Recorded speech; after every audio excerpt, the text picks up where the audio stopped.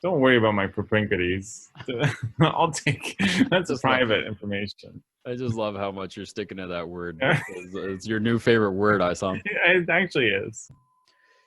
Good evening, everybody, and welcome to Defeats the Purpose. My name is Khalid. Yeah, and I'm Isom. How's it going, Isom? It's going That's good. very straight to the point. Yeah, we're right. Well, that's kind of how we want to do things. It's because you and I we have full-time jobs, and you have a kid, and so this is we're making the best that we can here. I don't know how I keep my room so clean. I know, every single week, man, and it looks a lot better this week, by the way. Thanks. Yeah, I painted. Yeah. I don't know if you noticed. Yeah, right. Usually it looks like you're slipping into another dimension. Oh yeah. But this time it actually looks pretty spectacular. It's old primer, by the way. I didn't even have to put on the coat. Oh, that's amazing. Yeah, that's amazing. Right? Is it that new space-time primer that you were planning? Yeah. Okay. Yeah. Very got cool. a 21st century primer. So well, anyway, let's just jump right. We have so much to. I mean, there's just like, what do you even say? There's just so much to cover. So I'm gonna jump right into it. I'm just gonna set up real quick, and alrighty. I couldn't help but notice your background is different too. Yeah, I actually, so before we start here, I actually have moved out to my living room to do the podcast today for anonymous reasons. All right, let's go. So this is it. So Defeats the Purpose, July 26, 2020. It's episode 7. I wanted to start here just because I thought this was a fun place. This is just the state of things in America today. And in my opinion, is you have a whole faction of people in this country who think that basic human rights is some sort of invasion of communism. And there's going to be more reference to this later, actually, when we talk about Mike Pompeo and his crazy speech that he made about China, which is totally crazy, and it's really, but that's way down the line. And so I just thought we'd start off with a little fun slide here I grabbed off of Twitter. So as you guys may know, what's been going on in Portland right now and in Seattle right now is that they have released the feds on these riots. And I want to make one thing clear, that in the last video that we talked about where the feds had first been deployed to Portland, I want to be clear, like, I don't support rioting. It's not something that I'm a fan of necessarily. I think it does detract from the actual movement itself. If people really wanted to, I think but I also understand why people are rioting. But I think the thing I'm trying to get at is, while there is a right and a wrong here, kind of, but at the same time, what I would prefer personally is that people just shut things down as opposed to burning things down. Like, I think the physical infrastructure, shut it or burning that stuff to the ground, is not as effective as stopping the economy and preventing business from happening, because that's really what can be more beneficial to society in terms of affecting change in the long run. So, Isom, what do you? I can stop there. What do you have to add to that? Yeah, I agree. I don't think if you actually want, the whole point of this isn't I'm just surprised how many, that's how they get you, right? They'll say, oh, right. It's a riot. Everybody's bad. Like, these thousands and thousands of people have nothing to do with, like, not wanting, like, the police. It's moved on. I saw somebody say that it's interesting. We're jumping all over topics here. Crossroads between, like, kind of the racism part of all this stuff and that injustice, right, and then, like, the economic injustice, with, like, everybody's unemployed, so many people unemployed, and, like, so many people don't have healthcare in the midst of unemployment, so many people are losing their houses, they're going to become homeless. So there's, like, that intersection, and it's like, yeah, none of these people are protesting, they're all just rioting, like burning shit to the ground, and it's just like, yeah, some of these people like work at those businesses or like used to Right. work at those. Right. And I feel bad for those people. It might be like mom and pop shops who are working at that have those businesses, and then you have rioters coming in, and I'm like, those mom and pop shops aren't the problem, you know?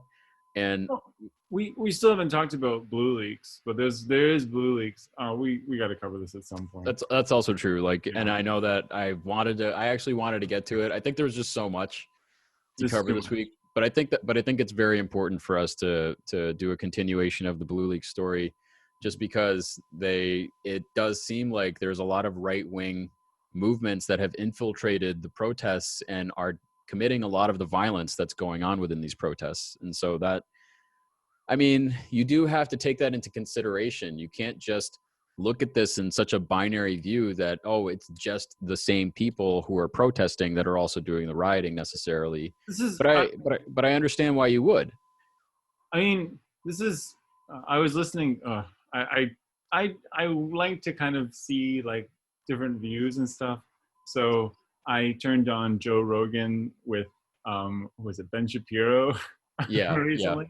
Yeah, I was listening to that, and he Oh had my a. God. Yeah, I was just like, okay, all these people, and they were talking about like how, I mean, they said, okay, finally, like Breonna Taylor, and like I mean, didn't even start with Breonna Taylor. I think it started with George Floyd.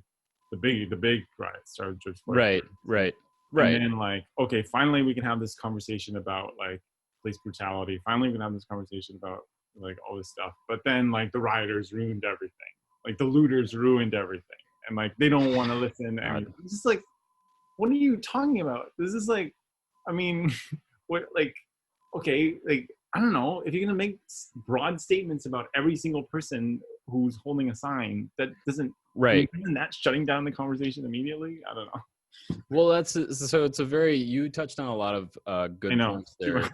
No, it's actually great, because what I want to talk about is, there has been there's economic inequality. There are so many different issues within society that we can touch on. There's the defunding of schools.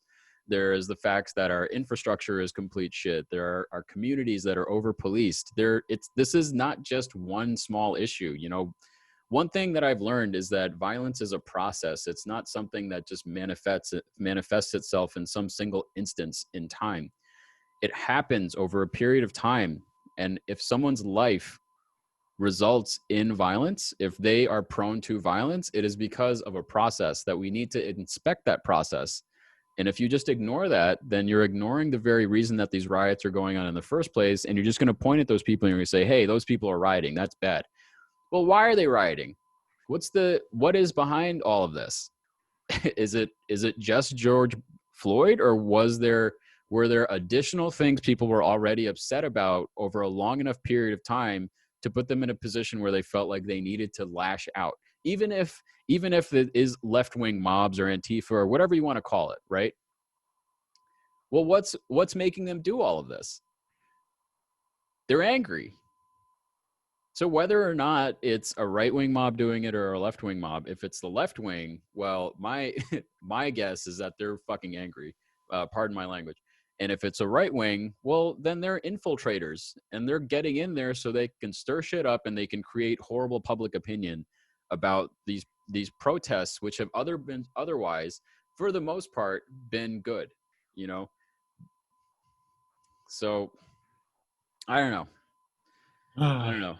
It's unfortunate, years from now we may never get the full picture of this, but the New York Times received 60 videos of police harassing protesters, peaceful protesters. There's threads of this. There's like one lawyer who just like, I don't know if you've seen this lawyer. He has literally a thread count of every single video. Yeah. I actually bookmarked one of those. Maybe we might just jump on that later, if we have time. But you can find all this stuff. There are countless instances. I saw a video of a guy in New York City. A police officer walked up to them, pulled down his mask, and maced him in his face and mouth. Like, are you kidding me? So, I mean, before you start to tell me like, oh, these rioters have no reason to be rioting, well, I really hate to say stuff like this, but you really got to make a comparison to what's happening on the other side here. Are they being violent? Oh, well, then now those people are allowed to be violent, but these people are not allowed to be violent over here. So it's total bullshit if you're on this one side but you're not on this other side. You need to be able to see both sides of this picture here. it's true. I mean, just let's talk about this slide specifically.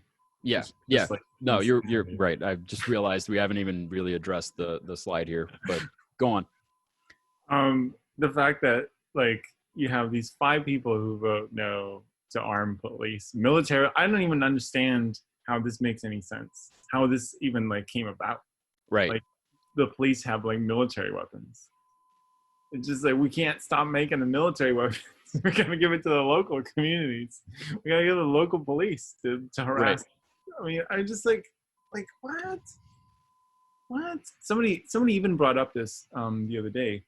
It's just like if your tail light's broken, why are you getting a guy with a gun approaching you? Right. Like what? Like what You're is, not wearing a helmet when you're on a bike. Like right. why do you have a guy? How do you have 2 guys come? Yeah. Like why do you need that? Well, here's the argument, right? The argument is always the argument is always like, well, a police officer is going to approach a person with a taillight because if that person in the car is dangerous, then the police officer has protection to protect themselves. Well, hear me out. Here's my counter argument is if we create a system where it's not a police officer approaching that person, then the expectation from the person in the car is that they're not going to have to worry about losing their life, right? So if we create a better system where we can address that in a sensible way, I know like at the moment I say that people are going to be like, oh, that's bullshit, blah, blah, blah. There's no way. So people are violent, this and that. No, you have to open your minds to creating a better system. I would rather be empathetic and try and get hurt trying to be empathetic than just shut down everything and hurt others, because that's a ridiculous mindset, in my opinion. I mean, yeah, I completely agree. I mean, I mean, even at that point, like what at this point, like even like throughout the years and like all this stuff and all the people not even black people, like regular people who died like at police, or all the people who are incarcerated because of police, because of minor drug offenses, or died because of like the drug war and all this Right. stuff. It's like even now, like right now, like okay, Right. all that stuff happened. Like we didn't fight. Nobody's out protesting. Now people out protesting. And you're like, no. That's fine. That stuff is fine. You're Right. like, All of that stuff is fine. oh, that's They totally deserved it. cool. They were doing something illegal. They deserved it. They should have been murdered over something that was like their business, really. What was Right. it? Trump got interviewed, and they um, like George Floyd died, and it's like, oh, like, yeah, he died. They killed white people too. And it's like, wait a minute. Wait, what? That's also not okay. Is this an art? It is also not okay for any race of people to die for that reason. If that is the benchmark, if getting a knee on your neck and being murdered in front of witnesses on a public street, if that is your benchmark, then we've already lost as a society. We're already morally bankrupt as a society. It's There's no recovering from that. like there's no the only alternative for these people is like give the police more money, like give them more. Right. Because Like, Joe Biden immediately went to go give them more money, and now Donald Trump, as we're going to see later, has used certain powers that he has been afforded by a previous president, who I'm going to keep it a surprise, uh, but has been afforded a power to actually take these kinds of federal action against these quote rioters and these protesters, right? And so it's just really fascinating to me. But yeah, you have this saying this is such an amazing tweet. As long as they're trained to protect people's constitutional rights, they're going to be able to have military equipment. These state and local police. That's not right. That's not Usually good at not all. what's even happening right now. Like technically, what should be happening is the police should be, of course, arresting looters and whoever. Right. But now they're just arresting everybody, Yeah, I really like it's anybody who's on the street. Because yeah, I because saw I saw somebody got arrested just for, like, they were staying at one night in, I forget where this is. I'm gonna be this, I feel really bad forgetting this. I probably shouldn't mention this because I don't remember. But they said one night in a hotel, and then they just went out to look at the protesters, and they just like blanket arrested 80 people. oh my god, It's like wasn't even participating in the protest. And just that's like, insane. That's completely insane. And people, the thing is there are people who are like, well, it's completely legal. No, it's not completely legal. It's not complete. There well, needs to be probable cause. yeah, And if you don't have probable cause, then you cannot arrest anybody. I don't care what you think, but that is that is still, luckily, one of the laws that we have in society. it's also not constitutional. It's Like, also no, unconstitutional. yeah, it's Absolutely. like, And then you have the 90 people in the Senate, which means a lot of Democrats voted for this too. oh, So yeah. like and you have Booker, Harris, Markey, Sanders, and Warren who didn't vote for it, but they didn't have to vote for it. That's the thing, is like they already knew Harris is such a, yeah, it's like, all right, well, we're just gonna take we're just gonna virtue signal with our vote here. And so, I like this guy underneath. He says Booker, Warren, and Harris voted yes to a military budget increase, but no to fascism. So, like, what kind of cognitive dissonance needs to be going on in order for you to say yes to one and no to another? But I actually heard recently it's looking more and more like Kamala Harris is going to be Joe Biden's vice presidential pick. So I'm not surprised. I was going to be pretty convinced it was going to be either her or Rice, even Condoleezza Rice. Condoleezza Rice? Why not? She was in the Obama administration too. I know, but like, I know, but she's not in vogue right now. Dude, I just hate that human being. Like, I mean, give it some time. You'll hate Harris even more, maybe eventually. I already hate Kamala Harris. I think she put prisoners to work for like $1 a day or something like that to fight to fight fires in California. And then on top of that, when they get out of prison, they then cannot get a job as a firefighter. So you train prisoners to become a firefighter, and then when you get out of prison, you can't fight fires for the state. Like, you proved that you can do the job while you're working, while you're in prison, but for some reason you can't do that job when you're out of prison, right? It's like, now that you're making a steady income and you get a pension and all that stuff, you can't do that job for some reason. So, my favorite time I ever saw Kamala Harris was when Tulsi Gabbard was tearing her a new one during the debate. That was awesome. And then Anderson Cooper made her watch Tulsi Gabbard tear her a new one.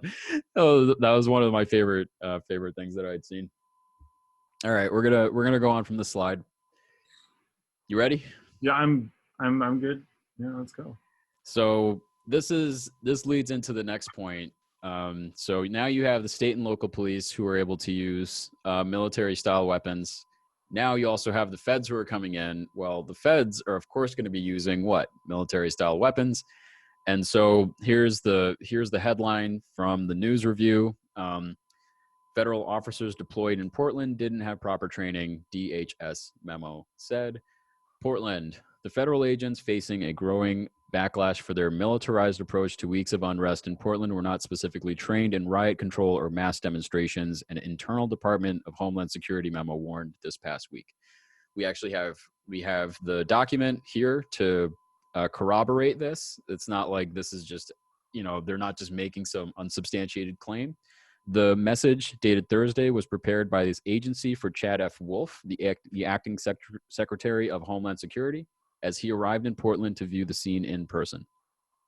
According to a copy of the memo obtained by the New York Times, it listed federal buildings in the city and issues officers faced in protecting them.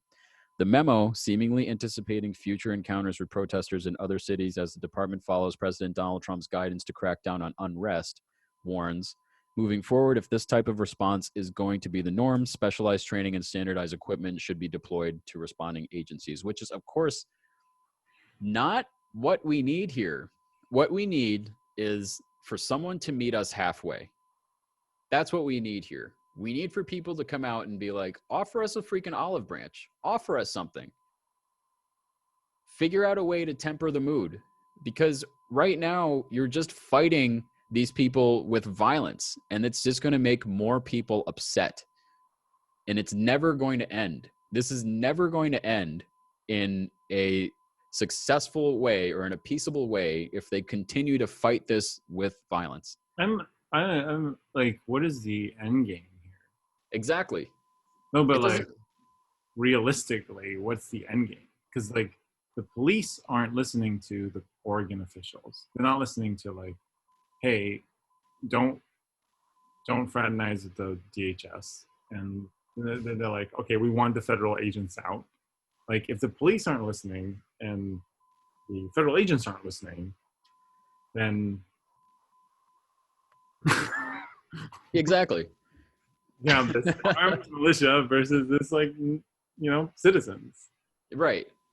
So, well, the citizens, if you're a supporter of the Second Amendment, and what good is the Second Amendment if you can't use it to fight against the tyranny that it was created for? So I just don't understand the logic from people who look at these protesters and they say, like, you got to go home. You can't do it. No, these amendments were created for this exact reason, And now you're going to tell them to shut up. You're going to tell them to go home. You're going to call people stupid for thinking that they should empathize with people who have suffered their entire lives. Maybe not. Maybe there's just people there who do want to start some shit. But the fact of the matter is, largely, for the most part, people don't just get out of their homes and decide that they're going to burn things to the ground. There has to be a reason. So the article continues, the pushback against the militarized federal deployment involving officers in fatigues and tactical gear has also extended to the streets, where the presence of those federal agents has rejuvenated a movement that had shown signs of finally slowing down after weeks of protest against police violence and militarization. So there it is. It's counterproductive. Because people are going to see this. They're going to be like, well, fuck that. I'm going to get out on the streets and I'm going to go protest even more now. Yeah, it'll keep people coming out of state to just go to Portland. Right. Well, I heard people were coming from Seattle to go to Portland. Yeah. So, like, great job, guys. Hundreds continued to demonstrate after midnight Saturday, playing music, holding shields, tearing down temporary fences, and throwing fireworks at the county's Justice Center. The irony.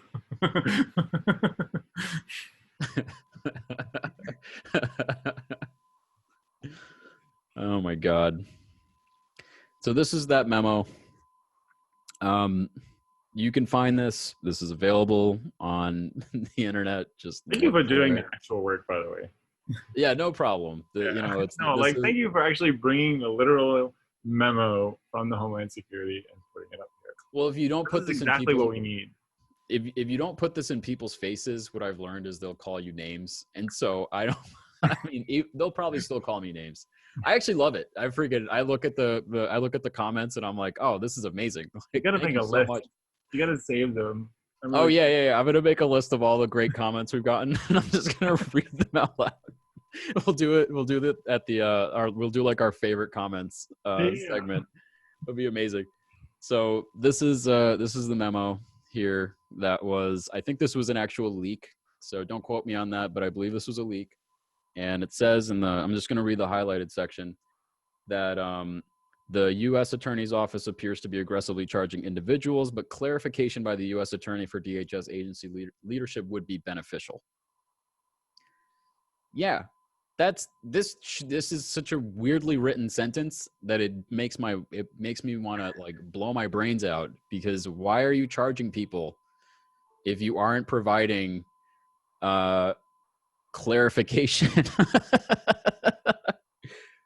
So it continues. I'm looking at letter C here. The highly skilled tactical teams assigned to support the civil unrest and riots do not specifically have training in riot control or mass demonstrations. So this is what we read previously that was listed, that was quoted in the article. Moving forward, if this type of response is going to be the norm, specialized training and standardized equipment should be deployed to responding agencies. And I just kind of blew that up right here. It's not super. The resolution isn't great, so I apologize. And so you can just see that up close and personal. But this is the reality of the situation, man. It's just these leaks keep coming out, exposing these agencies as being duplicitous, mendacious, using two-faced tactics, saying one thing, doing something completely different. We saw this with Andrew Cuomo and Mayor de Blasio when they were playing good cop, bad cop for like 3 weeks while the protests were going on here in New York City. Interesting analogy. Well, think about it. I mean, Andrew Cuomo was like, I don't like what you guys are doing, the cops are doing in New York City. And then Mayor Bill de Blasio was like, well, I'm going to do whatever I want. So, you know, go eat a spoonful of dicks and fuck off. And you know what? At the end of the day, Governor Andrew Cuomo he still did a horrible job during this entire pandemic, which I know is outside of the. Sorry, yeah, he wasn't shutting down anything early either. Right. So you know, it just goes to show you that it's just word salad that comes out of these people's mouths, and then people buy it, right? And then people have to dissect this stuff and be like, wait, but the damage has already been done at that point. So, I mean, it's actually like something could happen. This, like the fact that this memo exists is like, is there not another memo that says, hey, how about we try something different, where we like suggest some policies? Yeah, right. like we're gonna talk to the union, so we're gonna like how about we like change? But like no, yep. you know, they are fighting to do this. They are fighting to continue to do the same thing, which is they're making it worse, and they're using these riots as justification to make it worse, which is how they accelerate the military state in this country. And you can call it what you want. You can call it fascism. You can apply whatever name you want to it. I call it a police state. I think that's exactly what this is, and we're going to see later exactly why that's the case, on top of what we've already discussed here. So moving on, let's talk about, why is Donald Trump allowed to deploy federal troops? Well, you may have heard of this thing called the National Defense Authorization, the NDAA, National Defense Authorization Act. And what Obama did, so this was the surprise president from before, back in 2011 on December 31st, Obama signed the NDAA, codifying indefinite military detention without charge or trial into law for the first time in American history. The NDAA's dangerous detention provisions would authorize the president and all future presidents, so that's the key here, all future presidents, to order the military to pick up and indefinitely imprison people captured anywhere in the world, far from any battlefield. So this just gives, so anywhere in the world means here in the United States as well. I don't know why the ACLU was the only one to talk about this back in 2012. I have a question. Sure. Do you know that I don't know if you know the context of this? This is 2012. This is like 2001. Like, yeah, this is 11 years after 9/11. Yeah, like, what is this? Like, what is the context? Yeah, what is actually going on here? Because at this point, so Osama bin Laden had already been murdered, had already been assassinated at this point, or executed, whatever you want to call it, at this point. So, because he was executed in 2011, if I'm not mistaken. I think you're right. The war on terror should have been, that's it. Good job, guys. Let's go home. Now it's time to broker some treaties so that we can make some peace with these countries. And that's not what they did. So this just basically gave Obama unlimited authority effectively, because if you combine this with the Patriot Act and like this is effectively basically habeas corpus. You're talking about the Fourth and Fifth Amendments are completely gone in the United States of America. And when I say that, I don't mean they're not there. I just mean that the government can just nitpick and just decide not to apply it whenever they want and take you and hold you somewhere. And that's exactly what happened. Is that what we were talking about last week was there was a person who got picked up and he got held, and they didn't even explain to him why they were holding him, and then they released him. They didn't charge him. They didn't read him his Miranda rights. They didn't tell him where he was going. They didn't tell anyone else where he was going. So this is like, we're gonna vote for Biden, by the way. That makes total sense. It doesn't make any sense to me. That's the crazy thing about it is he was the vice president of this crap. Right, he was the vice president. Oh yeah, let's not forget. He was the conservative one, right? Isn't he supposed to be the conservative one of Obama? Right, he was supposed to be the conservative one. Like that guy. I saw one of those charts where it has like the four squares. Yeah. On the right, it's right wing candidates for the presidency, and on the left, it's like left wing candidates for the presidency, right? And like Bernie Sanders is like, he's not even all the way to the left. He's like a moderate left wing candidate for president, and Joe Biden is on the right wing. He's only slightly less right wing than Donald Trump. I don't know how they make those graphs. Well, I'm sure they're going by policies. Yeah, there's like, probably. Like, what have you voted for? Is this considered a right-wing policy or a left-wing policy? You know, that type of stuff. So, but him and Donald Trump they're in the same area in terms of like where they are, and that's the choice that we have in this country. Is like, do you want right-wing fascist A, or do you want polite right-wing fascist B? You know, like you make your choice. You wouldn't say everything the quiet part loud. Yeah, exactly. Right. Or say anything. Right. Donald Trump's idea is we're going to do the Southern strategy, but we're just going to say everything instead of, wink, wink, nudge, nudge. So this is it. This is what we have right now. Yeah, that's the where we are in our country. Isn't that amazing? That is, but it's like totally. I'm like garbling my words right now. I can't even. I'm stammering. I can't even construct a sentence because like there's so much to deconstruct in terms of how we got here. But we're here, and how do we get out of this? I don't know how. So the article continues. I just got like really depressed all of a sudden. The article continues. The breadth of the NDAA's Worldwide Detention Authority violates the Constitution and international law because it is not limited to people captured in an actual armed conflict, as required by the laws of war. So apparently war has... I want to read those laws. Yeah, I want to read those laws. Apparently, no tear gas, too. Unless it's on your own citizens, I think. Conflict, yeah, unless you're your own citizens. That's okay. Has to be conflict. Laws of war are sounding really good right now. Right. Like, they're sounding better than the laws of not war. Well, they're combining the two now. So the laws of war, they're combining it now with the laws of not war. And so I mean, that's why we're in a military state. It's pretty obvious. Nobody's reading the laws of war and not war because people didn't care. Should give a shit about this. People don't care about citizens like bombing school buses in Yemen. They don't give a shit.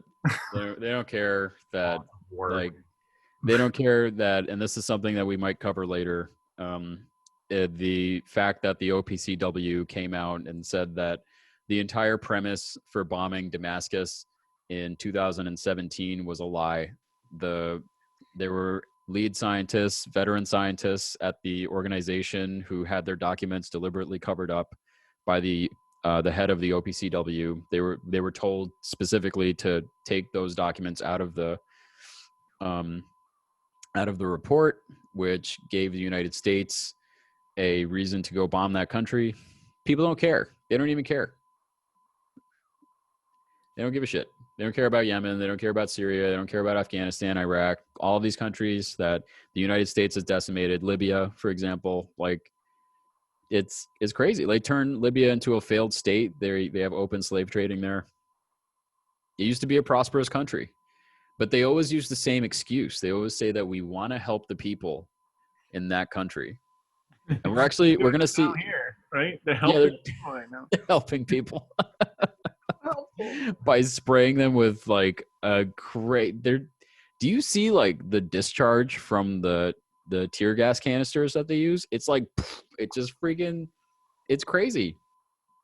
I love how they helped the homeless man. Sorry, they helped was he homeless and also in a wheelchair or just in a wheelchair? They like took the guy, they took him out of the wheelchair, beat him, and then they took the wheelchair and they took the wheelchair apart. Yeah, they broke his wheelchair, right? The most helpful thing. He totally wanted that, but I'm like, can you please beat me and take apart my motor? Right. That guy was rioting, right?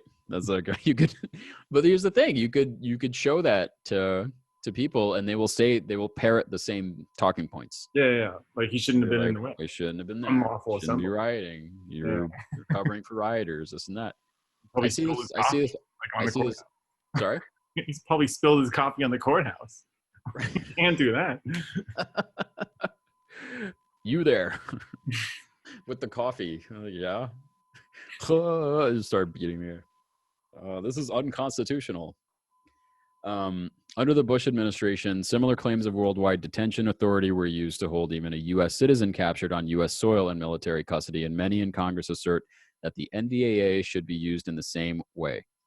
The ACLU does not believe the NDAA authorizes military detention of American citizens or anyone else in the United States. Any president's claim of domestic military detention authority under the NDAA would be unconstitutional and illegal. Nevertheless, there is substantial public debate around whether the NDAA could be read even to repeal the Posse Comitatus Act and authorize indefinite military detention without charge or trial without the United States. Within the United States. Sorry? Within the United States. Without charge or trial within the United States. Thank you. And so what that effectively means is that we don't have habeas corpus anymore. Due process. It's gone. And now they've manufactured a slippery slope of legislation where it's only going to get worse in society. And so they've figured out a way for you to be able to go to the grocery store, but if you're upset about anything, they can detain you, and they don't have to explain why they're detaining you. And Angela and I, my wife and I, we've talked about this a lot.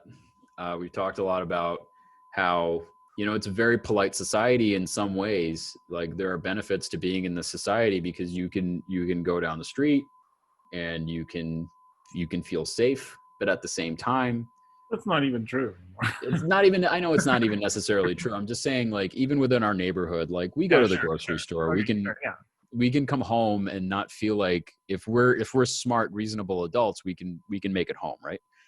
But like, and I know that's not the case everywhere. Obviously, with everybody everywhere, but yeah, I see. Right. You know what I'm trying to say. Yeah, I know what I'm trying to say. Yeah. I don't know. You're saying it's guilty, and you have to prove yourself innocent, supposedly. Right.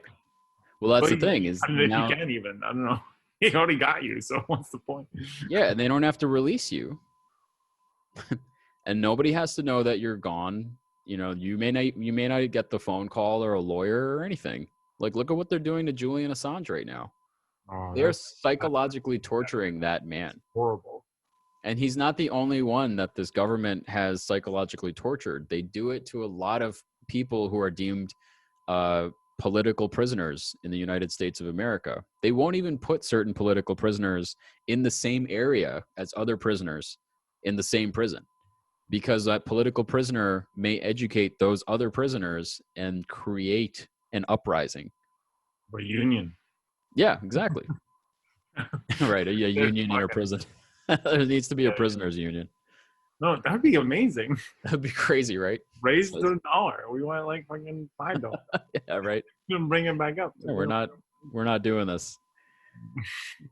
The next so sentence is just phenomenal. the next sentence, like fucking flabbergasting. this what I'm about to read here. Yeah, I can't even say a good word. Anyway, go ahead. Words. I'll just read it. Just say the word. So it's in the second paragraph, the highlighted section. Although President Obama issued a signing statement saying he had, quote, serious reservations about the NDAA's detention provisions, the statement only applies to how his administration would use them and would not affect how the law is interpreted by subsequent administrations. Like, you have to be like, think about the long-term schematic here, right? He thought about it already. Which is just like, he's like, oh, I don't know how other people are going to use this. I'm worried. Yeah, I don't know. Worried. I'm signing the bill. There'll never be. I'll never provoke an authoritarian right-wing lunatic and force him to run for president under a racist platform and actually win, and then use this 3 years into his first term, right? Where is that guy now, by the way? Obama? Yeah, what is he doing? I don't know. I bet he's still kite surfing with Richard Branson. You know? Richard Branson bites over a lot of people.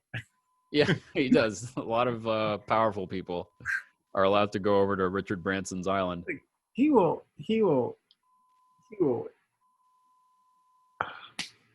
move, like, he'll go and he'll like say, hey, Biden, gotta win. You gotta, hey, all you other like people, we gotta defeat Bernie here. He'll come out of his like whatever, his fucking bullshit mansion, sorry. And he'll do that. And he'll do that. But he won't, like, I want like, this is where are all the other presidents? Where are all the other presidents? I don't know. What do you mean? No, they still, I'm sorry. They should totally be against all this stuff. Well, yeah. You have to be marching. You have to be like, this I don't care if they're retired. I don't care. Like, maybe if they're like in the hospital, like dying, like that's a big deal. But like, come on. Right. Well, obviously we know where he is. He's an idiot who just signed this thing, and he's like, "Oh yeah, that thing. Oh, whoops." You're talking about Obama? Yeah, I'm talking about Obama now. Yeah, like, whoa, whoops. I knew it. No one's even challenging him on this. They don't even bring it up. Michelle's like, "Oh, you know, I told you," and he's like, "I know, but the thing, you know, it was the time, right. People were like looking at me. Yeah. Had the pen, papers, blank space." Well, Michelle, I got a notification. I logged into Spotify the other day, and I got a notification it like was a banner that told me to listen to Michelle Obama's podcast. I was like, I'd rather eat a lot of dirty things than listen to your podcast. You know, and you do not represent what is right in this country. Neither does Barack Obama, because it's all pontificating, it's all platitudes. He's just really well spoken about them. Yeah. And that's the only difference between him and Donald Trump, unfortunately, is, you know, you can say what you want about Obama being a better character, having a better personality. I agree with all that stuff. Maybe not the better character part, but the better personality for sure. Better character. Right? Yeah, because character would embody a lot of why he signed this legislation, right? So, but here's the crazy thing. The same people who hate Barack Obama love this. Love that Donald Trump is doing this today. You know, which is Yeah, it's crazy. it's So like, guys, you got to give Obama credit for Trump. You got to give him some credit. right. Yeah, Complete. give him a little credit, right? Yeah. On the right wing for creating an authoritarian state. The guy who admitted these policies are basically Republican policies. Which he admitted in an interview. Yeah, He was like, he said, I governed like a moderate Republican in an interview. So I don't know why conservatives had such a problem with him. He was already on your side. More Jimmy Dore. I think I don't know this for sure. Wasn't Obama was he a constitutional lawyer? I believe so. Yeah. So this is just fucking bullshit. This is like he knew it's against the Constitution, and he's like, I don't know. This is like basically like throwing 10 statues like into a lake, isn't it? You're right. Or like 20 statues, you know? Right. Exactly. This is like throwing all of society's statues into the metaphorical lake, and then nobody got upset about it at all. Nobody got upset about this at all. Well, I mean, except for the ACLU. Yeah. Exactly.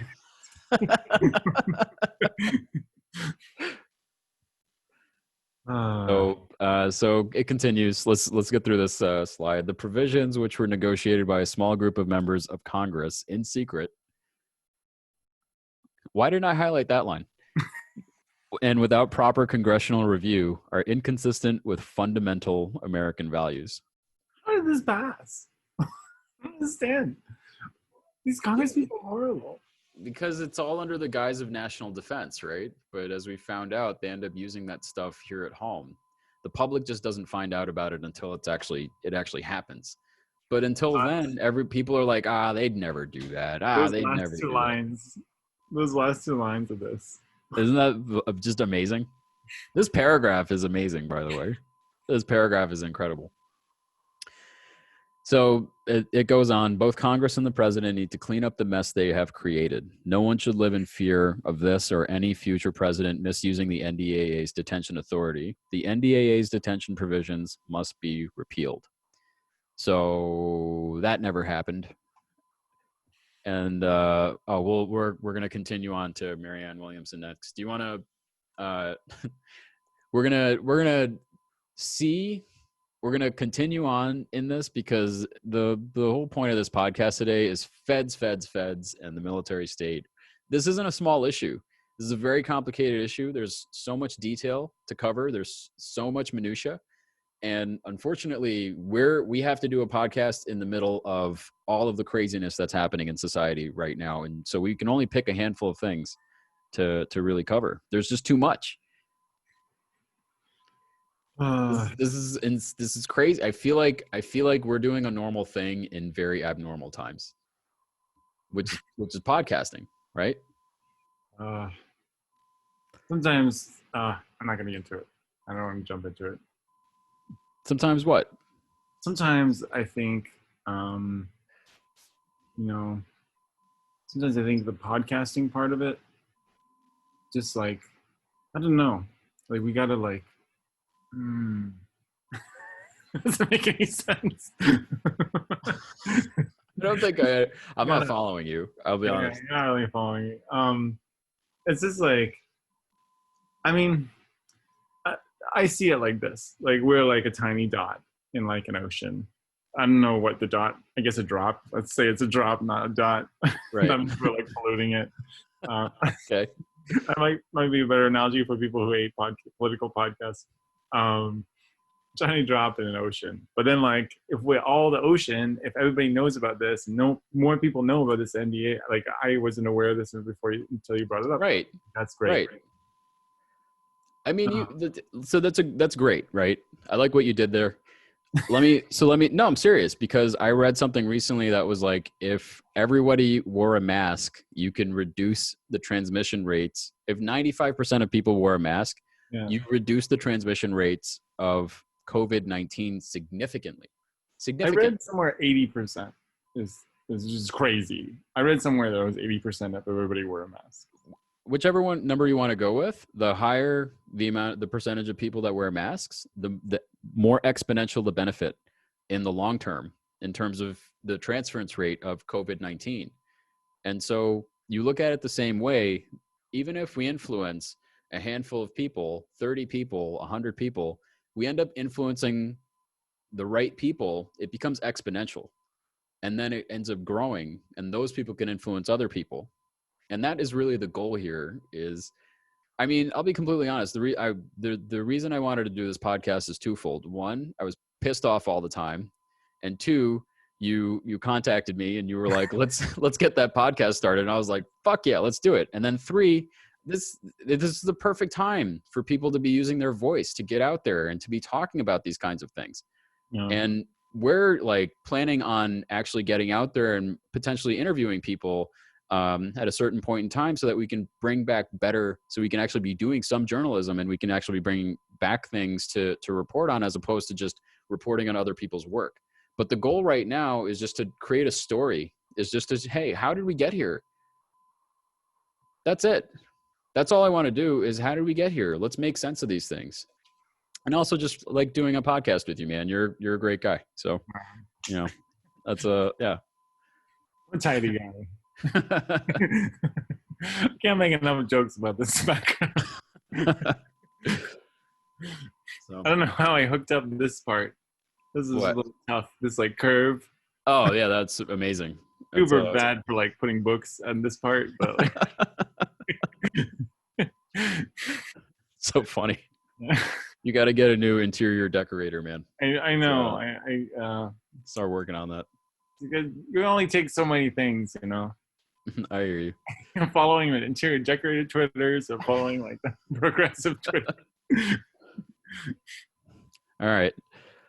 Oh man. Yeah, we jumping into. Yeah, let's jump into what Marianne Williamson had to say. Oh So no, we're coming in Marianne. Yeah, she's retweeting Ken Klippenstein, and so you can read her tweet. I'm not going to read it, and you can see what Ken has to say. He says the CBP has deployed 2,174 personnel, 46 aircraft, and 2 drones to assist dozens of police departments across the country since June, per CPB document leaked to me. So they're using drones in the United States of America, which I like talked to a friend about it, and he was very blasé about the whole thing. He was like, yeah, they've been doing that for a while now. I was like, that doesn't make it okay. It's like not, it's very much not the point here. But that's the type of, those are the types of responses that I get from people. When did that start? I honestly, I tried looking into it. I wasn't able to really get far with it. So I'll have to keep doing more research. Sorry? Did Obama start that? President Obama? I mean, I don't know when. I'm pretty sure drones are around since the days of Bush, but Obama really? was like, I think he was the one that was like, yeah, let's use this all the time. Maybe I don't. Where Sorry? that started. I'm very curious. I'm very curious when these like surveillance drones suddenly appeared over the U.S. Yeah, I would love to know that also.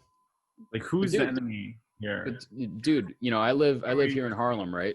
And dude, they had helicopters flying around our building for like the first 2 months of COVID-19.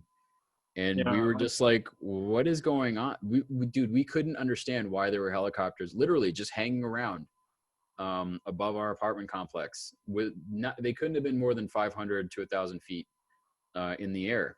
And they're just surveilling the area. And we're just like, what are you guys doing here? Police choppers.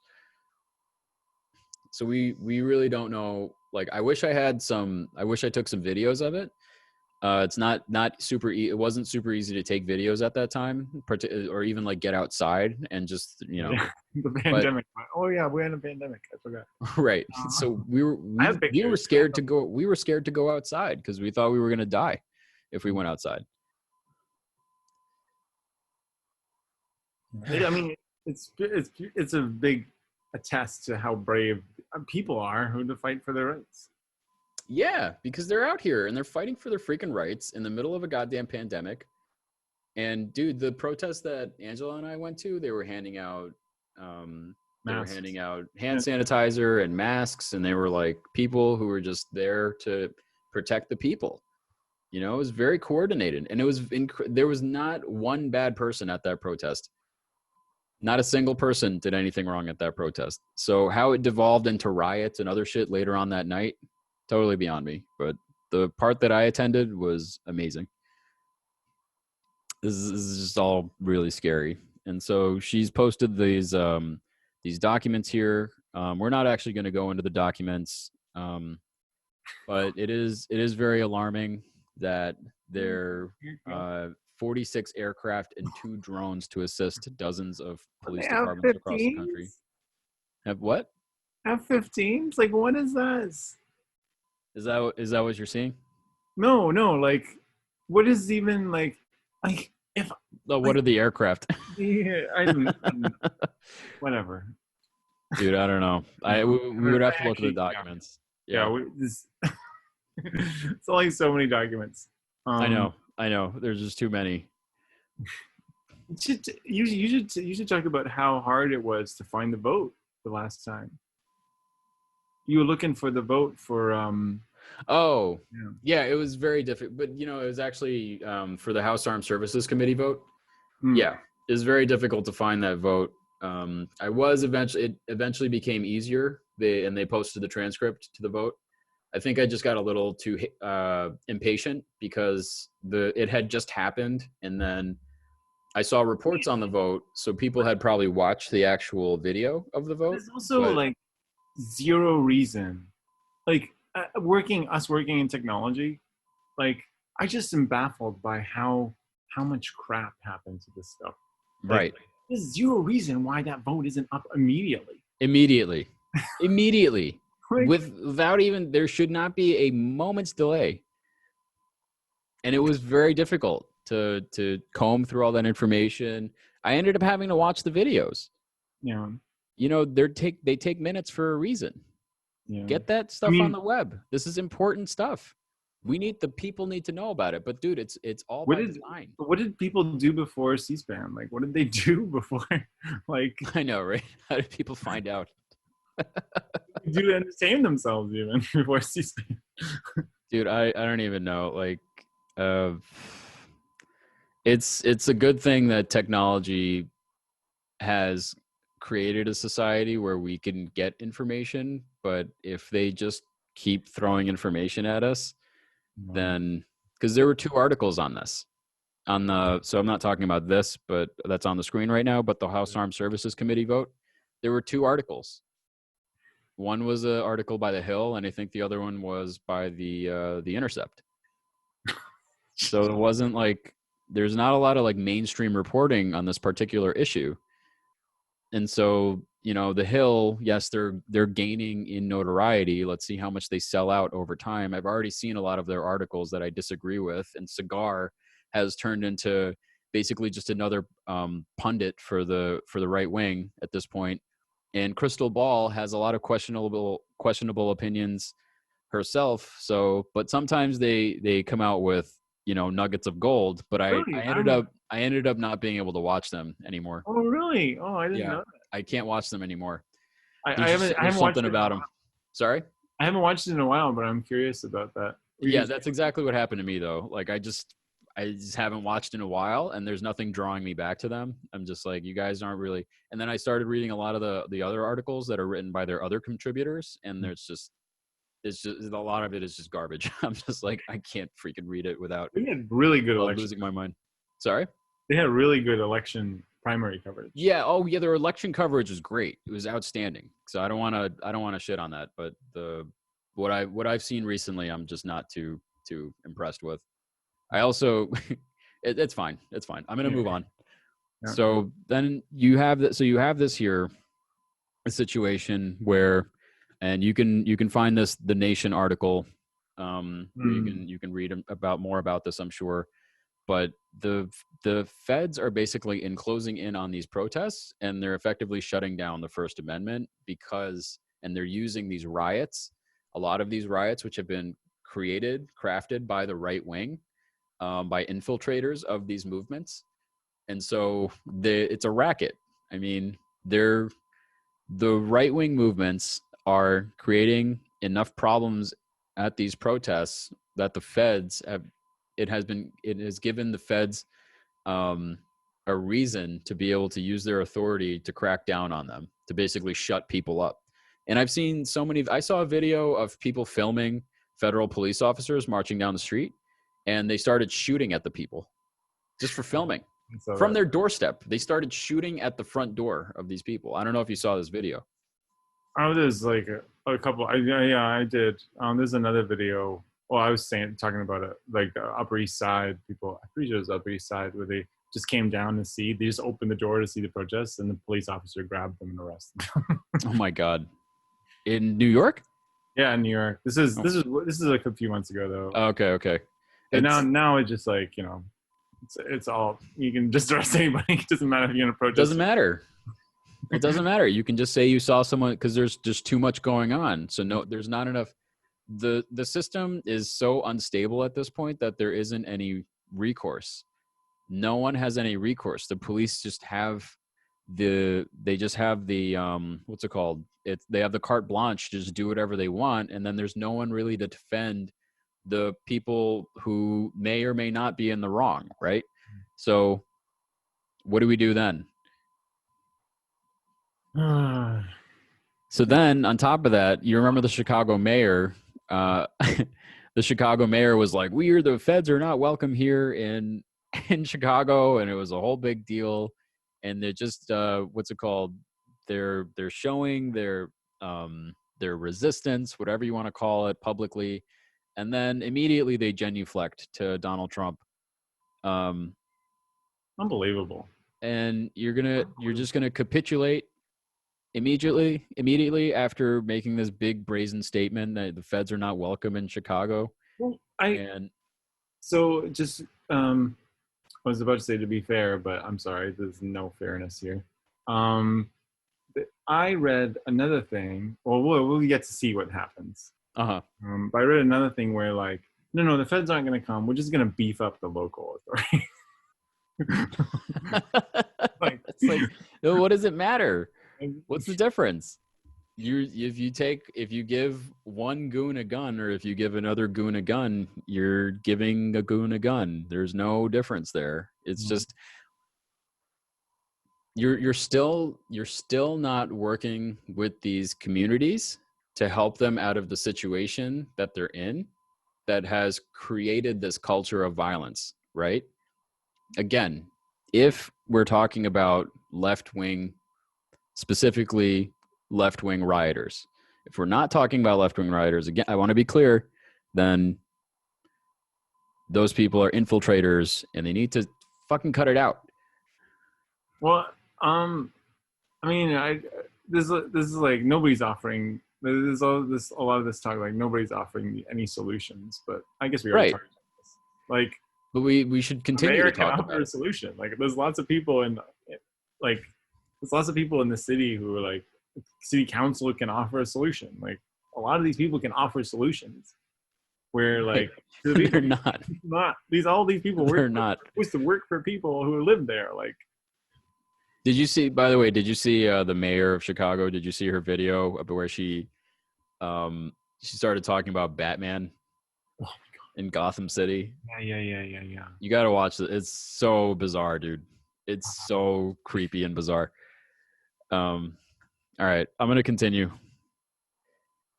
So finally, or not finally, but this is this leads into the next part about how a federal judge temporarily blocked Seattle's ban on police riot control measures. So I want to deconstruct that statement for a second.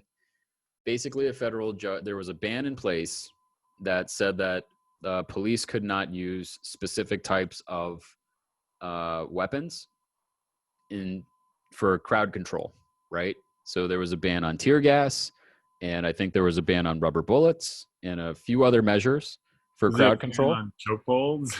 Right. And so there was a ban in place. preventing those types of measures being taken. This judge banned the ban.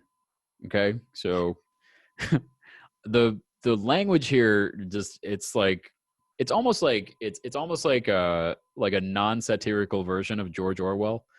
Is like, we need to ban the ban. Like, okay. Wait. So let me get this straight. The judge basically got the band back together.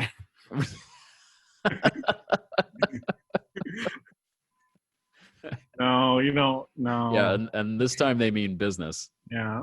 So it's not better. Yeah, I would love to go to a concert where they just they just tear gas the front row.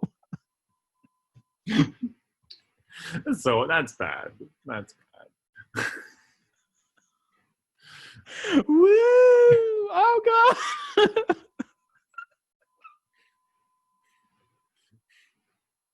All right. Oh, I'm sorry.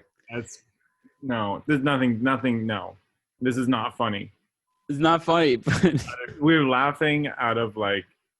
we're laughing because we don't know what else to do, I guess. We're crying. We'll probably be crying soon. We're in the front row. If we're at any protest and we get tear gassed, there's no fucking laughing. Oh my God. There's no so what? Incredibly stupid, dude. All this stuff. If we're yeah, this is all really horrible. We're gonna dive into this article. Sorry, next. I shouldn't have brought that dad joke. Just brought it down like unbelievable levels. It's not completely unnecessary. It's perfectly. We gotta find a way to lighten the mood, and it's okay. So the Just the News article that was tweeted there. This is that article. The federal judge temporarily blocks Seattle's ban on police riot control measures. A federal judge on Friday night blocked the Seattle City Council's ban on the police use of numerous forms of non-lethal riot control, with the jurist claiming that the public may face, quote, irreparable harm from the provision, and that it also might violate an 8-year-old joint agreement between the city and the federal government. So forget the last part of the sentence, the agreement, because we know that agreements are out the window. They don't matter anymore, because we've already seen numerous instances of where nobody's agreeing to anything. So my problem with this first paragraph is that the quotations irreparable harm, so claiming that the public may face, so you are letting police tear gas and shoot people, pepper spray, tear gas, and other forms of non-lethal crowd control. So you're allowing them to do that because you want them to be safe? Like, what does that mean? Like, it just goes back to kind of like what Joe Biden said previously, where he was like, just instead of shooting him in the chest, shoot him in the leg. Like, no, we don't want people to get shot. We don't want anyone to get shot by rubber bullets or tear gas or any type of projectile. The point here isn't to be shooting people or to be taking people down. It's to broker peace. And they just don't want to do it. And it's all over the place. It's all over the place. I like, in all the, I'm going to say, you go on these changes. You know, these Hollywood movies, there's this like one guy, the negotiator, Uh-huh. Like right. where are all these people? Yeah, they're nowhere. Like the police, they've been bought out compared to this guy, because this is the only guy, he's the only lady who can like do it. The only lady who can like negotiate with like the supposed crazy people, right? With the real person, with the gun or the bombs or something. Yeah, like, they don't exist because it's Hollywood, and that's sexy. That type of stuff is sexy for people when they go to the movie theater. Like, oh, they eat popcorn. They're like, this is what real people. They don't do that. It's all made up. It's fiction. But I mean, there are circumstances where I'm sure negotiators have been called in. Otherwise, there wouldn't be so much hoopla about it. But this isn't happening today. These people aren't being called in. I'd like to see those. Like, what happens? Was there a Unabomber negotiator? Like, I guess not. But like, was there? Yeah, definitely not. I doubt it. Maybe there was. I don't know. But the thing is, we were in normal times, right? I know, but you know what I mean. Is that there was a form of stability in society. You know, there wasn't a pandemic. People were generally not rioting. There wasn't civil unrest. You didn't have the precursor to a civil war or the breakdown of society. 51 million people unemployed. That type of stuff. You know, so the Unabomber seems like an anomalous event when all of those factors are eliminated from the equation. But today, that type of, unfortunately, that type of stuff might be more likely. And they're also dealing with sort of mob mentality type of people, so it's going to be much tougher to negotiate without the use of tear gas. But a lot of the time they're just simply they're not negotiating at all. They're just coming. There are numerous videos of police officers. They just come in. They just walk together as like a wall of police officers in riot tactical gear, and they just start beating the shit out of people, anybody in their way. And then they start grabbing people. They start throwing people to the ground. Some people will throw to the ground. 5 other officers will surround them and start beating the shit out of that one person. And then anybody that tries to help the person who's on the ground gets arrested also. So They keep talking about kettling. You know kettling? what's that? Kettling? Kettling? Yeah, they like kind of it's a tactic for like crowd control. It involves like I'm just looked it up to get a better definition of me just going ha hey. It involves the formation of, this is Wikipedia now, of large cordons, a lot of people, of police officers who then move to contain a crowd within a limited area. So they try to basically corner them. And they either leave through like little exits, or or apparently they get arrested and beaten. So there's a lot of, that's a tactic. That's basically what they're doing then, I imagine. Yeah. In St. Louis, it was interesting how I guess you can call this kettling. In St. Louis, how like they found a way where the police would come on one side and then they came on the other side, and they just cornered them all into like a line, and then they just arrested them one by one. Wow. Yeah. I mean, I don't know. I feel the tactics from both sides are getting. I mean, I guess that's a more common, kettling is like a known place tactic, but like the others, they're also getting very interesting because I don't know if you've seen some of this stuff, but like the shields are all volunteer made, and they're getting like produced. You know, like you can make a shield. I think it's kind of even factory work now. Like you get a barrel. The barrel makes 5 different types of shields, and each person works on it. Like they work on like putting the noodle. They cut up a foam noodle to like protect and stuff. Like these aren't weapons. These are things like to help protect you from like from rubber bullets and from rubber bullets that are like going in your face. Have you seen some of the videos of people who were shot with rubber bullets? The fucking damage it does to your body, like you're bleeding. It breaks through you're severely bruised from those bullets, and it breaks skin a lot of the times, and you're bleeding. So I wanted to ask: are these shields are created for the protesters, right? Yeah. This is Portland. Yeah. Okay. It started where people were, I forget, they were buying the barrels and they were making them, and I think now they're getting donated.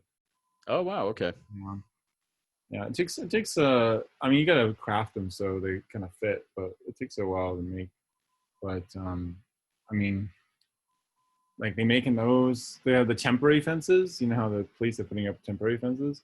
Yeah. They started just like filling the temporary fences with like fake foam, so the police can't throw it. So they can't like just shoot into the crowd. You know, so it's kind of getting. I mean, you got these people who have guns and they're trained, and they're not helping. They're trained to help people, you know, but I guess the police aren't doing that anymore. So I don't know how the people are supposed to act at this point. Like they can't just walk down the street with I agree. look, I don't want to create a monolith out of the police, but I don't either, they're doing it to themselves. no, but so when just one last thought. Yeah, Okay, yeah. Joe Rogan was talking to Ben Shapiro. I can bring this back up. Dude, Um, he said, but he made a come good on. point. This is an interesting point. He said, okay, there's 12. Let's say you have 12 bad cops. Who made the point? Rogan. Okay, okay. I don't expect Ben to make any good To points. make a good point. I thank you so much. I appreciate that, and I agree with you. Go on. But I believe how it went. It went something. I'm gonna pseudo quote it. Sure. Where it's like you have 12 bad cops, 12 cops who are committing crimes, who like just like people, they make wrong decisions, they commit crimes, and they could be criminals, and then and then you have 130 cops who do nothing. That means you have 142 bad cops. Right. Right. So, Like, but you see the same argument from the right wing who say like the protesters who see the people doing bad things.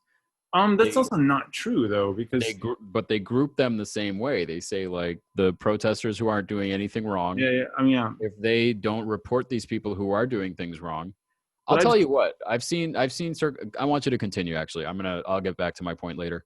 Oh yeah, but I mean, like I've seen videos of people protecting the Target that's in Atlantic Avenue in Brooklyn. I've seen videos of somebody was breaking concrete. I think we talked about this before. They were breaking concrete to throw, but to make like blocks to throw, and a bunch of protesters grabbed the guy and threw him at the police. And they were like, "No, you got to arrest this guy. He's obviously Yeah, because he's gonna fuck everything up for everybody else." And I saw the same thing at the protest I went to. That there was a guy who's knocking shit over on the sidewalk, and as we were walking up, I want to say 4th or 5th, I can't remember. And so no, it couldn't have been 5th.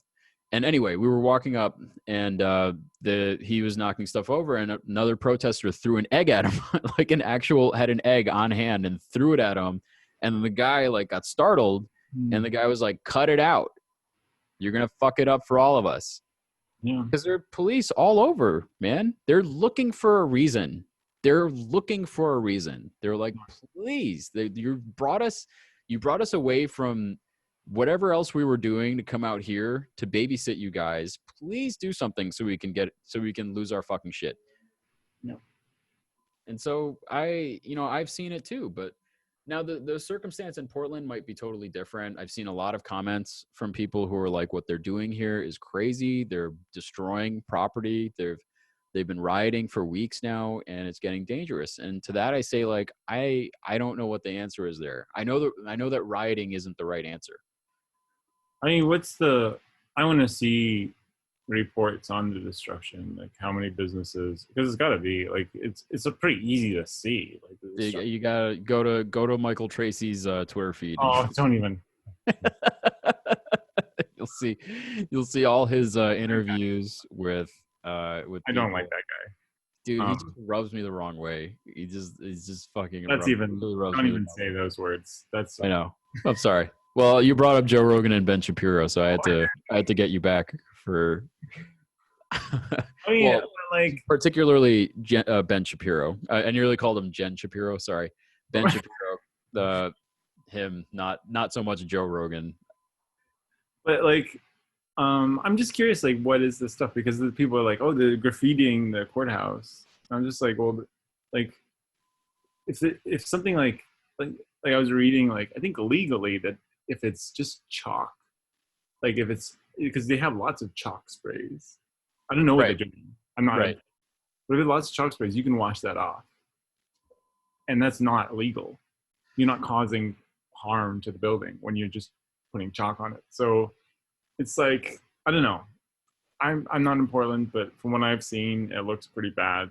I know that's the tough part about all of this is like it's an incredibly nuanced situation. But I'm sorry. There's one thing that always brings me back. Okay. Well, these people are fighting fucking for police to fucking be judged how they should be judged, to uphold the law. And right. Are saying no. Exactly. They're gonna do whatever they want. Like that's how I see this.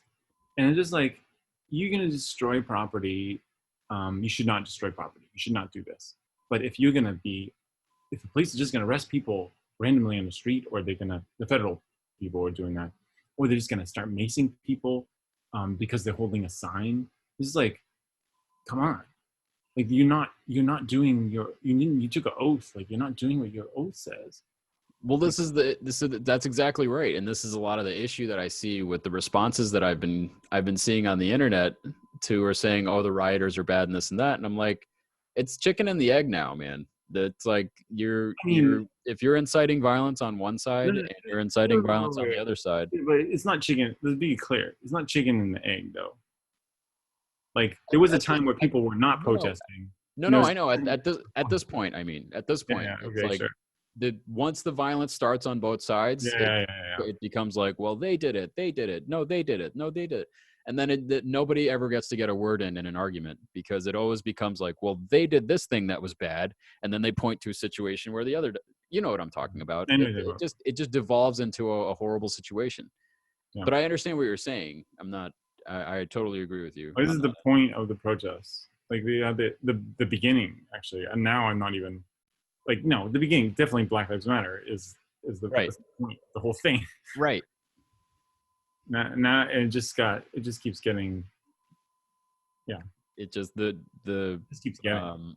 The devolvement of the situation continues to grow, and it's, you know, there are going to be more situations like this going forward. It's only going to get worse for a while, and so we'll just have to see. And we're going to see in the next segment that we cover, we're going to see exactly why it's going to get so bad. So we should probably move on to the next segment. We got to move on. We got to keep going. So just to finish this article, U.S. District Judge James Robar on Friday temporarily halted the implementation of that rule, granting a Justice Department request to delay the new regulations until legalities surrounding it could be worked out. Sure, they're going to get right on that, like tomorrow. Protests and demonstrations are expected in Seattle throughout the weekend. If the directive is permitted to take effect on July 25th, 2020, the United States and the public are likely to suffer irreparable harm resulting from officer confusion and the inability to modulate force or de-escalate situations in which force may be needed. I don't even want to spend time on this. I think we've already covered it. So we're going to move right along to, let's take a look at why this is problematic, regardless, right? Regardless of whether or not you think the police may need to use force or not, let's see why this is problematic, right? So let's look at a situation where somebody, and I'm gonna play a video right now. Yeah. So can you see this? Yeah, I can. So I'm gonna start this video from the beginning.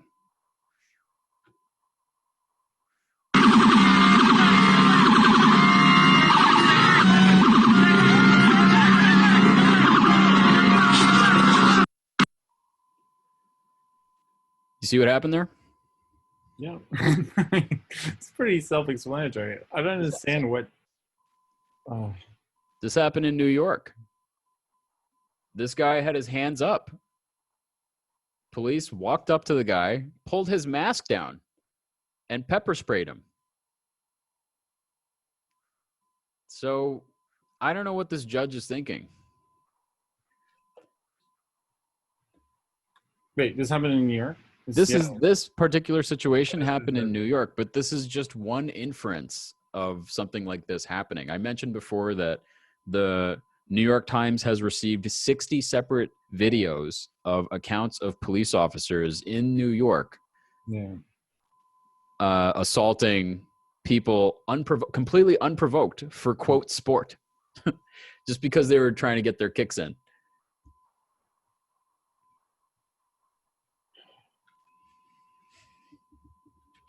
Getting kicks in, man. It's really getting kicks in a bad rap. Like, just for kicks, man. Yeah. Hey guys, you want to go and mace some people in the face? Like the Yeah. suckers I out there. I want to do that. All right. Well, let's go do that legally, and we'll go join the police department, and then That's hopefully why we can. after work programs are like so like Yeah, where's the club that I can yeah. join where I can? Oh wait, there is no club because it's Yeah. illegal. No, to- I got there's a club. It's the police department. It's the police department. Yeah, I just meant like an yeah, I know. an The actual mutual, yeah, like yeah. like a not for profit, that I could join.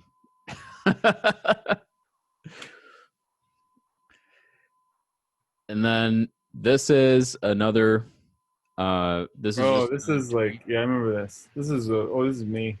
This Yeah, is this is the same thing. So back in May. So this is the same video on the left, where you can see the police officers are actually covering their badges, their badge numbers, and you can see the police officers on the right are also covering their badge numbers. And David Zach on the bottom says, "If you are a cop who has to cover up your badge number, you should absolutely not have a badge number."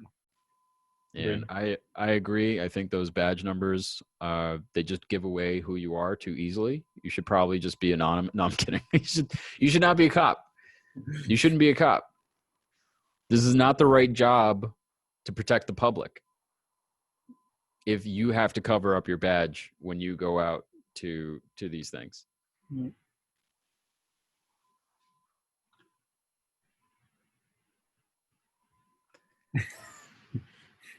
So this is to move on to Andrew Crespo, who I discovered on Twitter.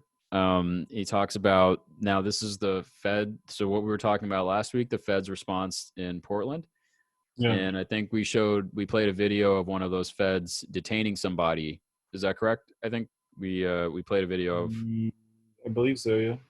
And so there's a video that's circulating the web right now. You can find it of a Fed effectively just arresting. I mean, there's several videos now, but a Fed just effectively arresting somebody and not telling anybody where they're taking this person.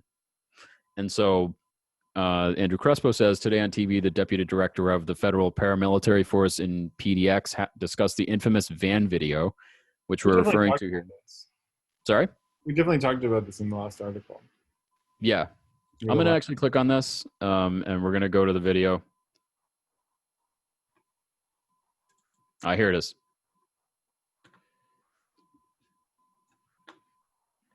So this is the video that I'm referring to.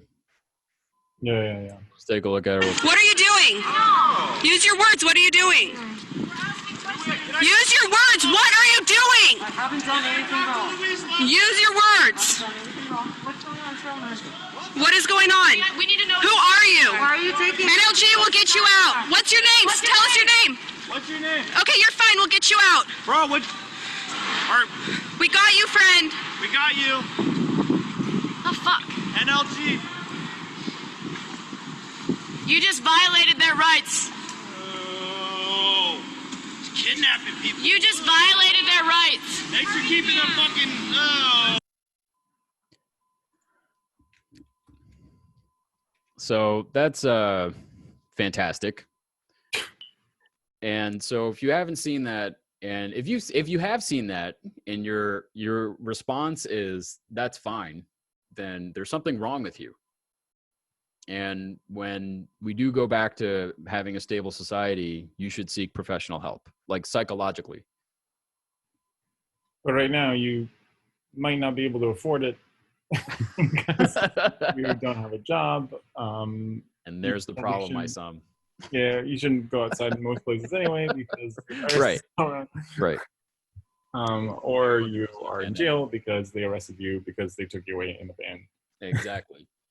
So that's just a very funny. Not this situation is not funny, but it's just a very funny type of response that I received because it is completely insane if you think that that's okay, because that's not okay. You saw them; they didn't say anything. They walked up to the person, they grabbed them, they arrested them. They didn't read them their rights. They didn't even say anything. Excuse me. I don't even know if I think technically if you arrest somebody, you have to tell them they're under arrest. They didn't even say that. They just grabbed them. A woman even told them to use their words. which was amazing. I was like, I wouldn't have the wherewithal at that moment in time to be like, use your words. I'd be like, what's going on? Like, I can't be like having a panic attack. It's also something you tell like a 5-year-old. Right. Use your words. I mean, we don't know. I mean, they didn't have any name tags. Those That's some federal some officers, they heavy might have gear, been. by the way. Sorry? They're like full on army gear. Full on army gear. It's like Who knows who those people are? you could be foreign agents. They could be anybody. They could be more infiltrators from the right wing dressing up as these people. And we're gonna see that later, actually. We're gonna see that later because and we'll get to that. So Andrew Crespo goes on, and here's the press conference in which so just to be clear, the person who discussed the infamous van video, he's describing a textbook example of an unconstitutional arrest, but he doesn't seem to know it. He doesn't seem to know that it's unconstitutional, which is very strange. And so he says that's a big problem and they're going to unpack it. So he talks about, here's a press conference in which a reporter asked Wolf, what level of probable cause are you getting in these encounters? Wolf turns it over to Chris Klein, Deputy Director of the Federal Protective Service. Klein says, you're probably talking about the van, and goes on to give the government's account of what happened. Klein says, you're probably talking about the van. Excuse me. So the next tweet, the agents, Klein says, were interested in the man in the video because earlier they'd seen him, quote, in a crowd and in an area where someone else was aiming a laser at the eyes of officers. That is not probable cause. I don't know if shining a laser at someone is a federal crime. It doesn't matter. The police do not have probable cause to arrest you just because you are standing near someone else who may have committed a crime. And then he says, we've all heard the saying that people shouldn't be treated as, quote, guilty by association. Well, that's also the law. To wit, I don't know how to pronounce it. I think it's Ibarra versus Illinois, 444 U.S., etc. It is true that the police possessed a warrant based on probable cause to search the tavern in which Ibarra happened to be at the time the warrant was executed, but a person's mere propinquity to others independently suspected of criminal activity does not without more give rise to probable cause to search that person. Where the standard is probable cause, a search or seizure of a person must be supported by probable cause particularized with respect to that person. So seeing someone standing somewhere with someone else is not, that is the most bullshit reason. That is the top of all the bullshit reasons for charging someone of a crime. It's at the very top of all the reasons, in my opinion. It's basically it's one degree away from I'm pretty sure you did it. I'm pretty sure it was you. Come on, was it you? It wasn't me. You're going to jail. I hate this language, by the way. The way that they frame all this. Yeah, it's just like my mere propinquity. I know. Is nothing compared to like their mere propinquities. So, propinquities can be objective. Who knows how they can twist this crap. Just like if you can't find a reason to arrest the person, you shouldn't arrest them. Don't worry about my propinquities. I'll take that's private information. I just love how much you're sticking to that word. It's your new favorite word, I saw. It actually is. Oh my God. This is what's happening. This is unconstitutional to the nth degree, but as we already covered, they don't need a reason. It's legal for them to do this. It's unconstitutional, but it's legal. So work that into that fine space in your head that tells you that we live in a law and order society, and yet the law simply doesn't have to apply. Or, well, no, that's not true, because it is actually, this is lawful. The feds are allowed to do this because Obama signed it into law that they can just detain you without saying anything. It's just weird to see it in the United States, finally.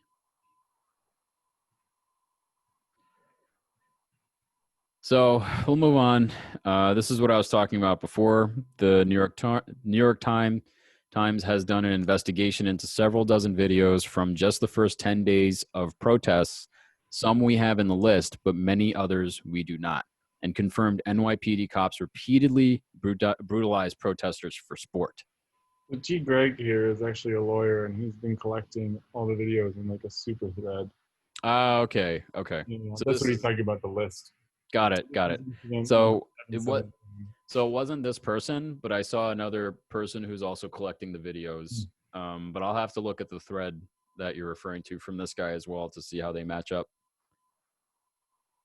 And so he's retweeting Trevor Tim. The New York Times reviewed over 60 videos capturing police violence on protesters in New York City. That's just New York City. 60. In instance after instance, the police are seen using force on people who do not appear to be resisting arrest or posing an immediate threat to anybody, to anyone. So where's the defense to that? There is none. And there likely will never be. These people are never going to face justice. These people are never going to have to face whatever our concept of justice is in society. I really just don't think so. And even if they are tried, even if they are indicted, they're going to get off. Most of these people are going to get off.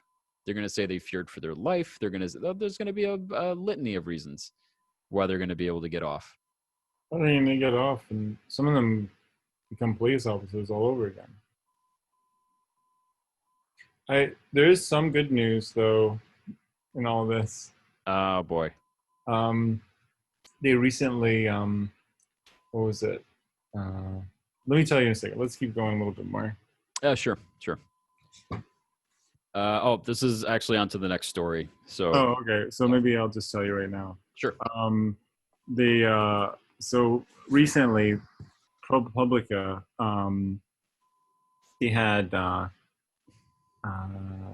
they attained a database of more than 12,000 civilian. They have a free database of 12,000 civilian complaints filed against New York City police officers. Whoa. Yeah, and they actually I thought there's actually more. Over what period of time? What period of time? If you don't have it, don't worry about it. I don't have it off the bat. You can actually log in and just search. Okay. Without all these complaints against New York City Police Department, and the police department sued to get it back, to like stop this, the judge from releasing it. But they already gave ProPublica like thousands of records. So, whoever that is a hero. Yeah, well, they can. So yeah, the police don't even want you to know that they committed. That it's like a pattern. Yeah. Like, who polices the police? It's that's us. Dude, police accountability. I mean, John Oliver did a great segment. You know, I have my problems with John Oliver. I have my problems with basically everybody who's like in the mainstream. But John Oliver did do a pretty good segment on police accountability. And he talks about like how the police, you know, the people holding the police accountable are the same people who have to work with the police. Yeah. So, dude, when you work with people in any organization, you're going to develop a rapport and a personal relationship with that person over a period of time. You know, I don't know why people think that the system simply just works. Like it just becomes like, oh, did you commit a wrong? Well, then you have to go over here. No, it's not that black and white. If a prosecuting attorney has a personal relationship with the police officer, they're not putting that police officer on trial, or they're at least they're gonna go easy on that person because they got to work with them. And if they do put that person on trial and they do throw the book at them, then that prosecutor is going to become a target for other police officers within that community. So don't give me that. There needs to be better checks and balances that don't include conflicts of interest. in these organizations, and they haven't even proposed any of this. There's none of the, no one is still not looking at the process by which all of this is a reality. They're still focusing on the immediate issue in front of them. And I get it. The immediate issue, it's a threat. People feel threatened. People feel unsafe by a lot of this on both sides, right? So I understand. And I hate using that expression now, on both sides, because of a certain infamous moment. But I have to say, man, like, regardless of who you are, if you're not looking at the process by which people are encountering these abuses, then you're not really understanding the problem clearly. You get some people saying, I'd rather have the police beat up the criminals than, you know, than these riots or whatever. And I'm just like, this doesn't make any sense. Well, Like, that doesn't the even make any police are sense. actually What are you committing saying? crimes. It's just stupidity. It's just completely stupid. It's irresponsible to say something like that. Well, Because you're deliberately misleading people, and you're framing the issue in such a way that is detracting from the actual issues that are going on. We could probably spend a segment just deconstructing that stupidity of that. All right, so we're gonna let's move on from this whole thing. We spent like so much time. I'm gonna have to cut this up into different parts. We're gonna move on to the next segment. So are you ready? yeah, sure. I know it's already late, but let's try to get through it. Let's try to wrap it up. So this is we're going to talk about the NFAC. So this just happened on Saturday. So the NFAC stands for the Not Effing Around Committee, and the leader of that group, whose name is Grandmaster Jay, says the group is demanding the Attorney General Cameron, this is in Louisville in Kentucky, finish Breonna Taylor investigation in 4 weeks. And so the leader of a black militia group says when Attorney General Daniel Cameron told him it would be 4 months before his investigation into the Breonna Taylor case would be completed, he had one response. I told him, you ain't got 4 months. The comments came from Grandmaster Jay, leader of the NFAC, the Not Effing Around Coalition. Sorry, I said committee before, the coalition, to about 350 armed militia members in downtown Louisville Saturday. Standing on the steps of Metro Hall, Grandmaster Jay said he told Louisville Mayor Greg Fisher, he was told Louisville Mayor Greg Fisher only gave the full case to Cameron last week. And that Cameron told him in a phone call that the case file was sorely lacking in documents. There was no crime scene, Grandmaster Jay told the group. There was no report. There was no ballistics. There was no blood intoxicology, matter of fact. There was nothing. So when they gave it to the Attorney General and he said, where's the case? The mayor said, I gave you enough. Do your job. He asked Cameron on the phone if he would arrest the officers, and he says Cameron responded with, I'm going to do what I need to do. In response, the militia leader told the group that he issued an ultimatum to Cameron, telling him he had 4 weeks to finish the investigation. He also promised that the NFAC would return to Louisville. 4 weeks from today, we're going to come back here and we should have an answer, he said. He then got the group to look at their watches and repeat an oath that if in 4 weeks they didn't get the truth, the whole truth, and the mother effing truth, we're going to burn this mother effer down. So if you want to see what 350 armed people look like, a militia of people, all you have to do is look at this. Oh, wait, you go here, Louisville. That's right.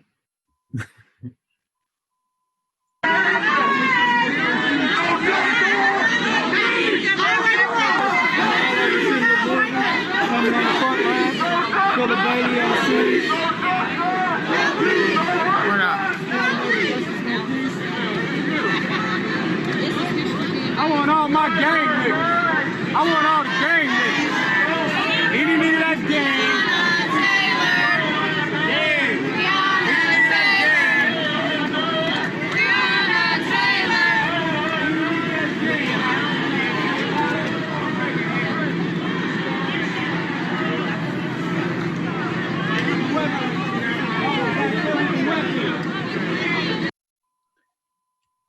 And there you have it. Um, That's just one video. There's another video right here. We're not going to watch this one. This is just another angle. Might be in a separate location, but I think it's outside of the courthouse. like this is. I mean, this is a result of. I'm not. This is the result of people being like, police are doing nothing. Yeah. There's already like they broke every. I mean, I don't. I hate how they call these things investigations. It's just like you're not investigating much. Like these people broke into these people's house. You Right. know the boyfriend they arrested the boyfriend. Yeah. You know that the lady's dead. You Yeah, know the woman's dead, and I'm pretty. She was in bed. I'm pretty sure. Yes, She was yes. dead when she was killed. Yeah. And like this is the consequence of what's like because nobody is helping it. Nobody's helping. Right. Nobody's doing anything. And this happened before George Floyd, and they just wrapped up the initial part of the investigation. What did you think was going to happen? And these are the injustices that people are upset about. And after one of the best things that I said was like they tried to petition Congress, they tried to vote, they tried to do all sorts of legal maneuvers to get what they needed, to get things changed so that things would be better in society. And none of those things have worked. And that's because our Congress is completely bought. Our judges are completely, I'm sorry to say it, but they all favor corporate interests. And we're seeing that. We're seeing, huh? What do you think of this? It's their Second Amendment right to practice this. And, you know, not on top of this, there was a militia, another militia, not black, on the other side of them, all dressed in, most of them dressed in army gear, camo. And I don't have an image on me right now, but who were there to serve as security to protect the peace. I was like, no, you're not. You're there in case shit goes down so you can start shooting people. But like we rely on the system for stuff like this not to happen. Yeah. So like, but that's why the Second Amendment is there. Yeah. Is so that this is the recourse, right? Why else is the Second Amendment there? So far right now, a lethal shot has not been fired, from what I understand. Yeah, but there was, except for recently the Austin. Yeah, right. So just to add to what you're saying, there was a person who accidentally discharged their weapon and ended up hitting 3 people, and it was because he had passed out. Oh, this place. At this place, right? But it wasn't lethal. It wasn't lethal. It didn't kill. It just injured 3 people who were taken to the hospital. But they don't have, luckily they don't have life-threatening injuries. That is a consequence of so many armed people on a hot sunny day in Louisville, Kentucky. Is you can have something like this. Something like this. Of guns. Sorry? That's a consequence of guns. I know. So many guns, of having tons and tons of guns, and one of them going off and shooting people. Yeah, I don't condone violence at all. I'm observing this, and I want to be clear that I'm just observing this, and I'm saying I empathize and I understand I'm trying to put myself in their shoes, that they're just tired of whatever they're taking, and they feel like they're being infringed on their constitutional rights by the government. They're not doing their job as the government to investigate a situation where a woman was murdered in her bed for no reason. She wasn't doing anything. I'm just wondering, like, what do you do after 4 weeks and then nothing happens? I guess like you cannot, 2 months. But you cannot shoot. You cannot, like, none of those people can shoot anybody. So right. I think, what do we do? This is I don't know. The only thing that, like, Portland is what basically what you do. I don't know what else you can do. I don't know. Well, in Portland, there's no open carry, right? Oh yeah. So it's illegal to actually open carry in Portland. Yeah. So those people are law-abiding citizens. But here, you can open carry. So these are also law-abiding citizens. So it just depends on the state and it's illegal. So anyway, we're gonna move on. I want to play this video because you're gonna hear him say it. And now I wasn't able to find the moment where he says the exact quote that I said before. This is what he says is slightly different here. That they not doing nothing. But what they needed to understand, and I told them, perception is our reality. So whatever y'all show us, that's what we believe. So if you don't tell us nothing, we gonna think you ain't doing nothing. But if you is doing something, tell us what the fuck it is. And if it's some shit that we can handle, we might step back and give you a chance to do what the fuck you said you was gonna do. But if you don't, we'll burn this bitch to the ground.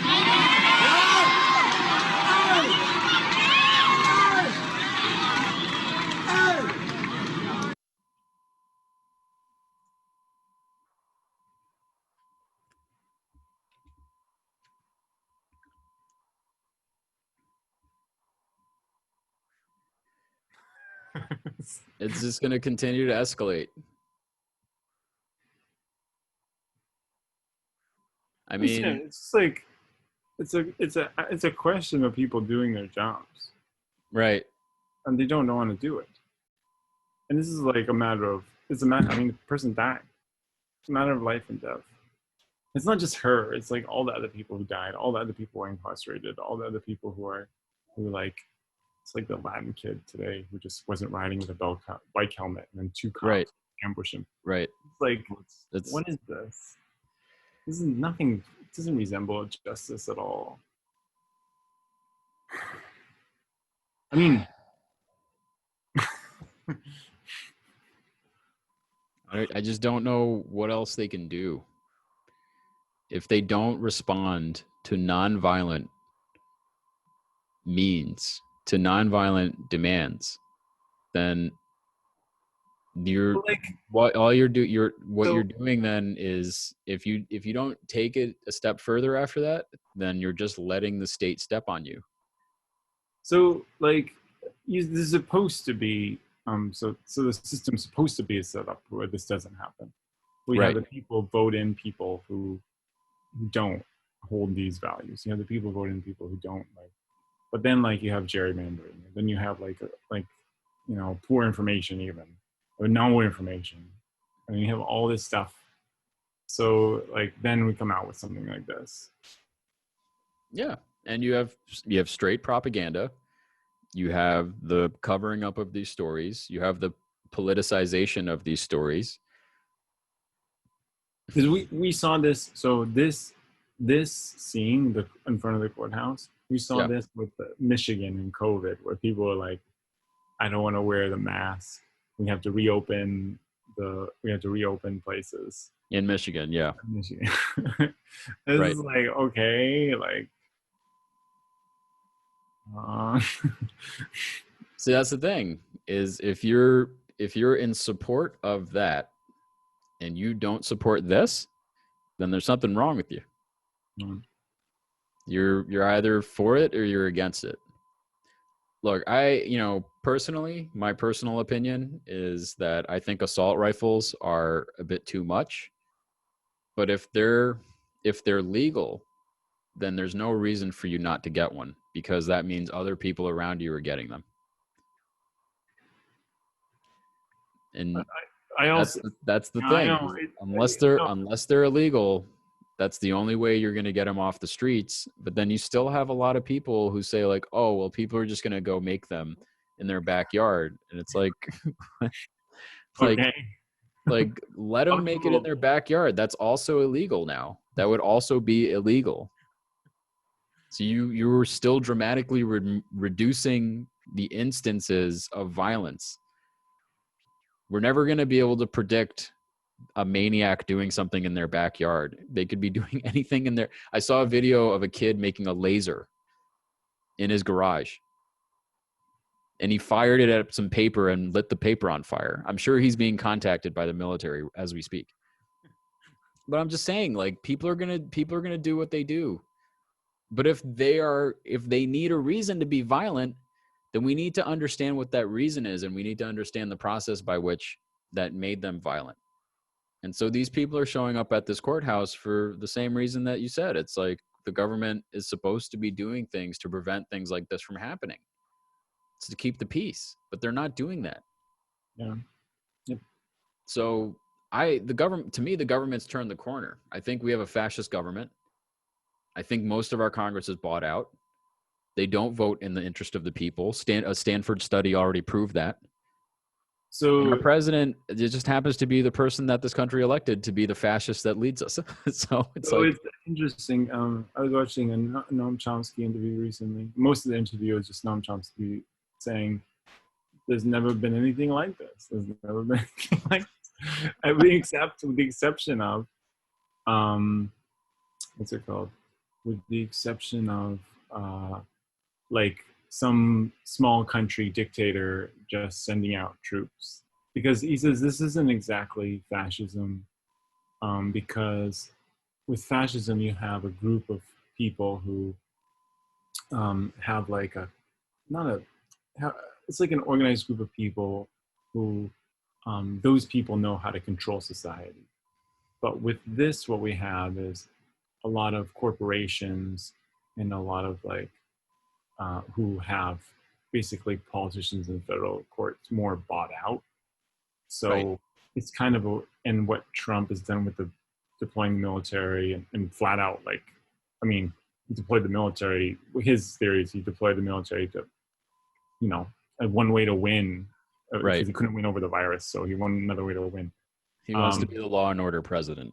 Yeah. Yeah. So, and it just, the only thing that's like it is like this, like small country dictator. Yeah, I'm Like- sure Noam Chomsky used the most obscure reference possible and was able to No, talk it's about just it like- with perfect detail. But yeah. But there's a lot of like, this is like just ridiculous.